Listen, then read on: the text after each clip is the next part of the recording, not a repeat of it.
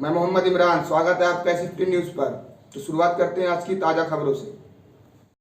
हर सरकार से Ranganath Mishra commission report को अपने स्टेट में लागू करें, उस फॉर्मूले को लागू करें ताकि जो वीकर सेक्शंस हैं उनको प्रॉपर रिप्रेजेंटेशन मिले।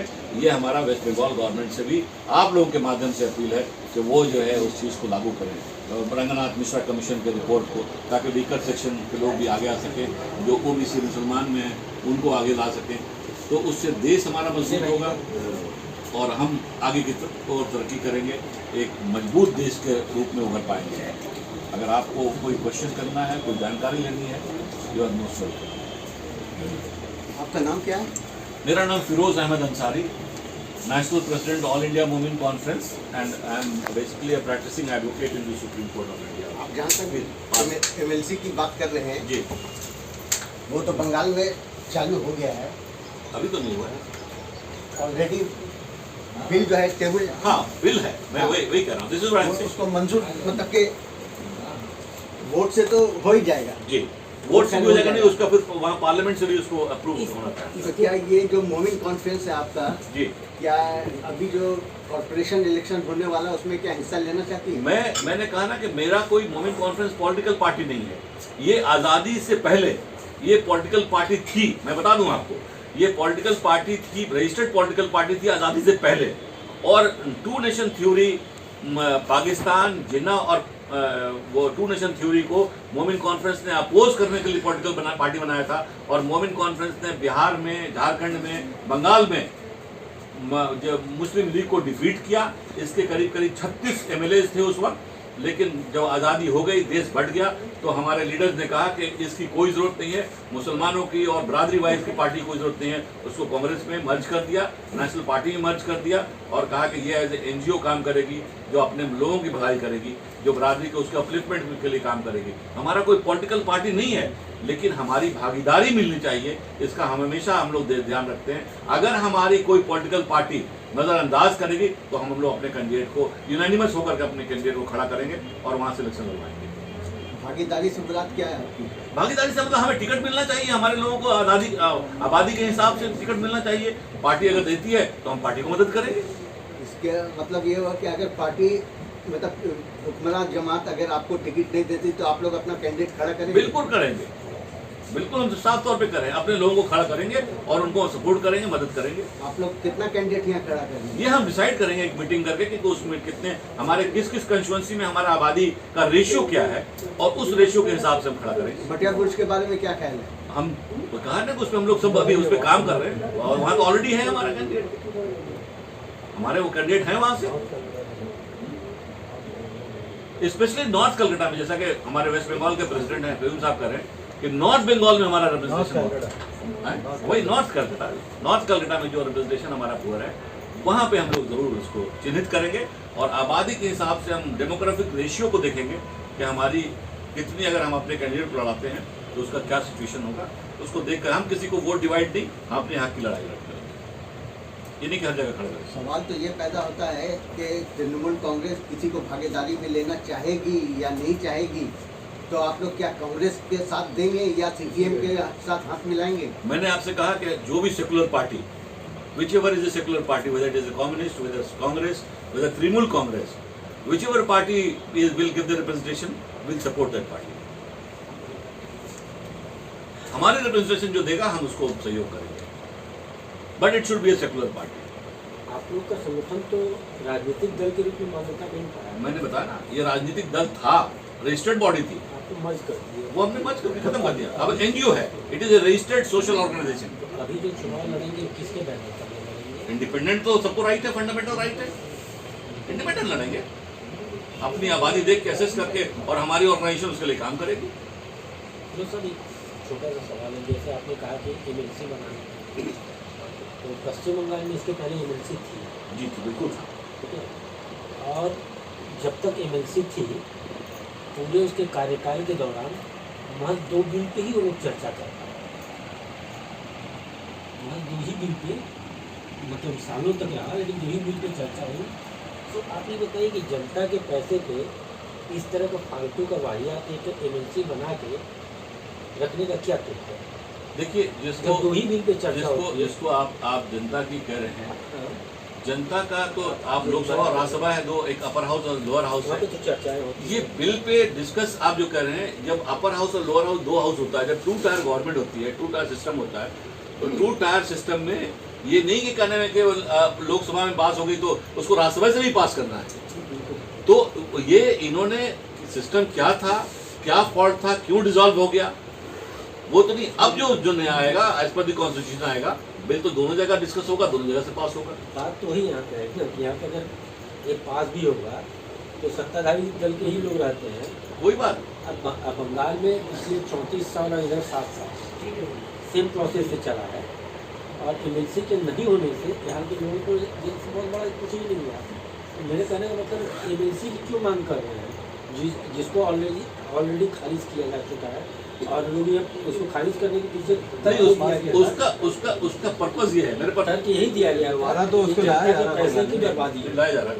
इनका कहना कुछ और है कि वो फजूल का खर्च है लाने में। मेरा बहुत साफ है, मैंने आपको अभी सुना, मैंने ये कहा कि जो लोग किसी वजह से छूट गए हैं असेंबली में, चाहे उनको टिकट नहीं दिया गया है, चाहे वो हार गए हैं, अच्छे रिप्रेजेंटेटिव हैं, अच्छे लोकल वर्कर करते हैं, लेकिन ये जो गेम होता है वोट का, पॉलिटिक्स होता है, उसमें अगर हार गए हैं तो वैसे लोगों को मौका मिलना चाहिए, people as a people representative मौका मिलना चाहिए, थ्रू काउंसिल मिलना चाहिए, ताकि वो अपनी बात को काउंसिल के अंदर और असेंबली के अंदर रख सकें। ये पर्पस हमारा है। और जो इससे क्या होगा कि हमारी डेमोक्रेसी मजबूत होगी। आप पैसा की जहाँ तक बात करते हैं, आप देख रहे हैं कि एज ए होल आजकल इलेक्शन ही पूरा पैसे से चल रहा है, लेकिन रिप्रेजेंटेशन होगा तो डेमोक्रेसी का सिस्टम, जो डेमोक्रेटिक सिस्टम होगा, उससे मजबूती आएगी उसमें। आप जिस चीज़ को बोल रहे हैं कि बहुत अच्छा होगा ये क्वेश्चन भी होगा, लेकिन भारतीय राजनीति में जो चलन बढ़ा है वह टिकट जहाँ पैसे पे बिक रहा है, जैसे राज्यसभा की टिकट का टिकट बिक रहा है, विधानसभा और लोकसभा का टिकट बिक रहा है, तो कुछ तरह के भी तो बिकेगा। नहीं, ये देखिए, मैंने कहा ना कि मैं कोई नेगेटिव चीज को बात नहीं, दिस इज नहीं, लेकिन सब नहीं बिकते हैं, नहीं, सब नहीं बिकते हैं और सभी नहीं बेचे जाते हैं। ये भी बात सही है, ये भी सही है कि सब नहीं बिकते और सब नहीं बेचे जाते हैं। ये बात भी फैक्ट है कि नहीं है? आप 100% तो ये बात नहीं कर सकते ना, होंगे कुछ बात, कुछ लोग करते होंगे। आपके सामने कम्युनिस्ट पार्टी भी है, कांग्रेस पार्टी भी है, उस टाइम भी होता था, लेकिन सारी चीजें हैं, इससे सिस्टम को हम फॉल्ट नहीं कर सकते हैं। हम जरूर कर सकते हैं कि we must put a check and balance, we must improve the system, we must remove the corruption. ये नहीं कि साहब करप्शन की वजह से हम कुछ काम ही नहीं करें। तो ये सारी चीजों को देखते हुए हमारा ये है कि डेमोक्रेटिक सिस्टम के अंदर जो भी सिस्टम हो, जिससे डेमोक्रेसी मजबूत हो, जिससे नुमाइंदगी सब लोगों को मिले, उस सिस्टम को अडॉप्ट करना चाहिए। आपने कहा कि आपको भागीदारी दी जाएगी और सेकुलर फोर्स अगर आप लोगों को आगे बढ़ा रही है, भागीदारी दे रही है, तो आप उसके साथ जाएंगे। तो टीएमसी और कांग्रेस को तो सेकुलर मानते हैं, बिल्कुल मानते हैं। अगर टीएमसी आपको भागीदारी दे रही है तो आप उसके साथ जाएंगे। मैंने क्या कहा, मैंने कहा कि मैं कोई पॉलिटिकल पार्टी नहीं हूँ, जो भी देगा, जहां भी देगा, हम उसको सपोर्ट, वक्त के हिसाब से उसको सपोर्ट करेंगे। लेकिन कांग्रेस तो आज आप देख लीजिए, इलेक्शन में हमारे सारे लोगों ने टीएमसी को सपोर्ट किया। अगर कांग्रेस उस वक्त अगर मजबूती होगी कॉमनवेल्थ फोर्सेस से लड़ने में, हम कांग्रेस को सपोर्ट करेंगे। वो तो डिपेंड करेगा सिचुएशन से। तो कांग्रेस को अपना सेकुलर पार्टी मानते हुए अपनी पार्टी का विलय किया था, वही कांग्रेस कह रही है कि टीएमसी बीजेपी की बी टीम।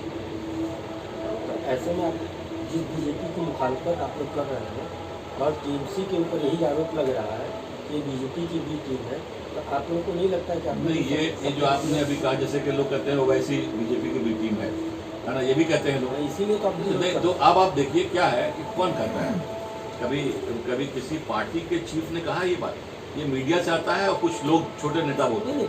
अभी कहे अधीर रंजन चौधरी कल ही कहे, उनका बयान नहीं, चौधरी साहब इसीलिए लीडर से तो हट गए ना, कहाँ वो जो पार्लियामेंट के लीडर थे हट गए, हटा दिया उनको। क्या बात कर रहे हैं? बता रहे हैं, आ रहा है कांग्रेस में, तो उनको लिख दिया।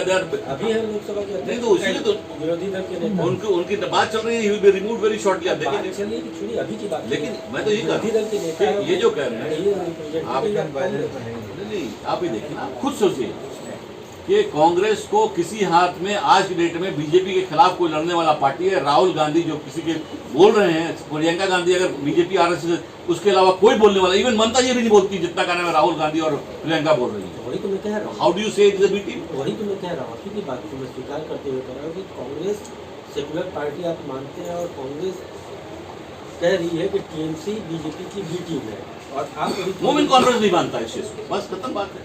और आप इधर कह रहे हैं कि आप कांग्रेस को सेकुलर मान रहे हैं ना। हम कांग्रेस को मानते हैं, हम टीएमसी को भी मानते हैं। तो अब वहीं पे तो बात आ रही है कि अब कांग्रेस आपको, बाकी रंजन जी क्या कहते हैं उससे हमारे लेना नहीं है। हम मोमेंट कॉन्फ्रेंस टीएमसी को भी सेकुलर मानते हैं और कांग्रेस को भी सेकुलर मानते हैं। अच्छा, कांग्रेस भी आपको सपोर्ट देने के, भागीदारी देने के लिए तैयार है और टीएमसी भी देने के लिए तैयार, तो आप किसके साथ जाएंगे? मैंने कहा कि जो कॉमनल फोर्सेस को स्टेट के अंदर लड़ने में सक्षम होगा, हम उस वक्त उसको सपोर्ट करेंगे वक्त के हिसाब से। आप जो बोल रहे हैं एमएलसी के बारे में, उसको हम भी सपोर्ट करते हैं कि हाँ एमएलसी होना चाहिए, ताकि उसमें सबके आवाज़ पहुँचेगी, कम से कम कुछ लोगों को हक मिलेगा। अच्छा, आप ये बताइए, जैसा आप टीएमसी या कांग्रेस जिसको भी आप मतलब वो लोग सपोर्ट, अगर आपको भागीदारी देते हैं तो आप लोग मतलब आपने किसी के साथ कांटेक्ट किया अभी तक? सबके साथ हमारा कांटेक्ट, कोई ऐसा कांग्रेस के साथ भी है, टीएमसी के साथ भी है, हमारा मेमोरेंडम, हमारा रिप्रेजेंटेशन, हमारी बात भी चल रही है और वो तो प्रोसेस से चलता रहता है। कोई उम्मीद अफजा कोई ऐसी बात? उम्मीद तो दुनिया कायम है, और अगर नहीं होगा तो मैंने आपको रिजल्ट बता दिया कि नहीं होगा तो हम अपने कैंडिडेट को खड़ा करेंगे। चलिए ठीक है, अगर नहीं मानेंगे तो हम अपने कैंडिडेट को खड़ा करेंगे। दिस इज दी नहीं मतलब they won't get ticket from the ruling party and then send their own candidate. ठीक है, अच्छा है, स्टैंड अच्छा है। नहीं तो देखिए, जो महरूमी का एहसास आपको है, उस महरूमी का एहसास इधर भी है, लेकिन क्या है कि कोई आवाज़ उठाने वाला तो हो। आप अभी आवाज़ उठा रहे, कुछ है मतलब ये आवाज़ पहुँचेगी तो मिलना तो आप, चाहिए। इसलिए मैंने आप लोगों को से रिक्वेस्ट है कि हम आपके माध्यम से इस चीज़ को आवाज़, हम अपने तौर पर बता रहे हैं उनको, लेकिन आपके माध्यम से भी हम चाहते हैं कि ये आवाज़ उनके तक जाए। कईम साहब इस सिलसिले में खासतौर पर हम लोग को बोलने की मुताबिक है कि हम लोग खुद मतलब है, हम लोग खुद सपोर्ट करना है कि जो चीज़ के लिए बात लेके आप पूछ रहे हैं वो एक अच्छा मकसद है, क्योंकि हम लोग कब तक मतलब के डंडा और झंडा धोते रहेंगे, बेशक ये है ना। देखिए, अगर मैं एक बात बता दूं आपको, आप अच्छी तरह जानते हैं कि जितनी सेकुलर पार्टी भी हैं, सेकुलर हैं, उनका इसमें दो राय नहीं है। मुसलमान पूरे हिंदुस्तान का, मैं 3 बार लगातार 15 दिन के अंदर यूपी टूर कर रहा था। क्या चाहता है? केवल पीस चाहता है, और पीस के बदले में अपना वोट फ्री में देता है लोगों को, पैसा भी नहीं लेता है, कुछ नहीं मांगता है, फ्री में देता है। तो वैसे सिचुएशन में हम लोग जो है फ्री में वोट दे रहे हैं केवल पीस के लिए कि भाई पीसफुल रखो, माहौल ठीक रखो, लड़ाई मत करो, दंगा मत करो, आगजनी मत करो। तो हम लोग और सब लोग इसीलिए फॉर ग्रांटेड लेते हैं कि अरे तो कुछ मांगता ही नहीं है, इसको तो खाली पीस चाहिए, इनको जब चाहे एक्सप्लॉइट कर लो। बात तो यहाँ पर वही है कि उर्दू यहाँ पर सेकंड लैंग्वेज के तौर पे है, लेकिन कहीं है कहीं नहीं है। देखिए, इस मामले में मैं कई जगह यूपी बिहार में भी बात आई, यूपी में बिहार में भी सेकंड लैंग्वेज है, यूपी के अंदर भी सेकंड लैंग्वेज है। आप इस बात से मानेंगे कि कमी हमारे अंदर भी है। हम अपने लोगों को, अपने बच्चों को आजकल खुद भी जो है ना, घर में भी उर्दू का तालीम देना कम कर दिया। हम लोग को चाहिए कि जो हमारा इदारा है और हमारे जो लोग हैं उसको उर्दू को प्रमोट करें। देखिए फरोज साहब, आप जो बोल रहे हो वो दूसरा एक मसला है। यहाँ पर मसला ये है कि ऐलान हो गया कि उर्दू सेकंड लैंग्वेज है, but there is no second language in. Then you should demand from the government कि आपको आरटीआई का इतना बड़ा आपके साथ है, आप आरटीआई मांगिए कि भाई आपने जो सेकंड लैंग्वेज में मांगा है आरटीआई में मांगिए ना, कि इससे आपने उर्दू का क्या क्या आपने उर्दू के लिए किया है। Ask for them, ask the government, put a pressurise. आप उसको गवर्नमेंट तो देखिए, आप भी जानते हैं गवर्नमेंट। तो ये थी आज की खास खबर। हमारे चैनल SFT न्यूज़ से जुड़े रहने के लिए चैनल को लाइक करें, शेयर करें, सब्सक्राइब करें। तो फिर होगी मुलाकात अगली खबरों पर।